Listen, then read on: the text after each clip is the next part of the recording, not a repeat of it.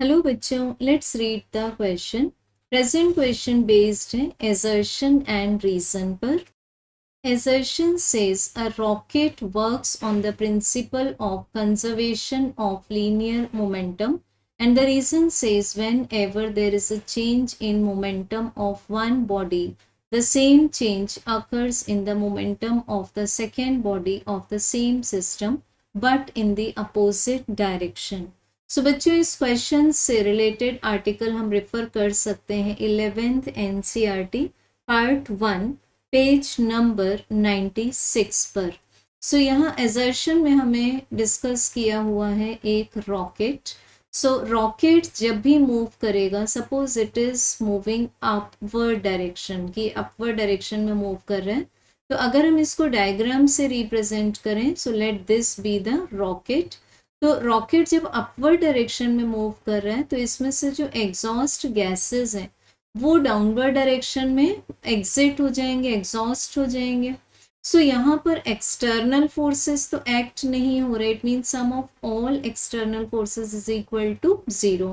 यहाँ सिस्टम में first object है rocket and the second object are the gases. So यहाँ पर एक्सटर्नल फोर्स इन्वॉल्व नहीं है, तो बेसिकली क्या लग जाएगा बच्चों, the conservation of linear momentum. So we can say that the statement number 1, it means assertion is true. अब चेक करते हैं हम लोग रीजन। रीजन में बताया हुआ है कि जब भी एक बॉडी के मोमेंटम में चेंज होगा तो सेम चेंज अकर होगा सेकेंड बॉडी के मोमेंटम में, but in opposite direction.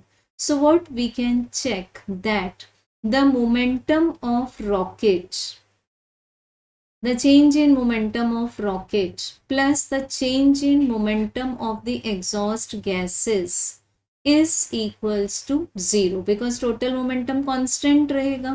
So हम बोल सकते हैं the change in momentum of rocket is equal but opposite to the change in momentum of gases। और बेसिकली यहाँ कौन सा लॉ इन्वॉल्व हो रहा है बच्चों, this is Newton's third law of motion, जहाँ पर हम बात करते हैं दो simultaneous forces, it means action and reaction की, जो कि म्यूचुअल है, इक्वल एंड अपोजिट है और दो डिफरेंट बॉडीज पर एक्ट करती हैं। सो हम बोल सकते हैं the reason is also true and it can explain the assertion. So correct answer is option number 1. Thank you.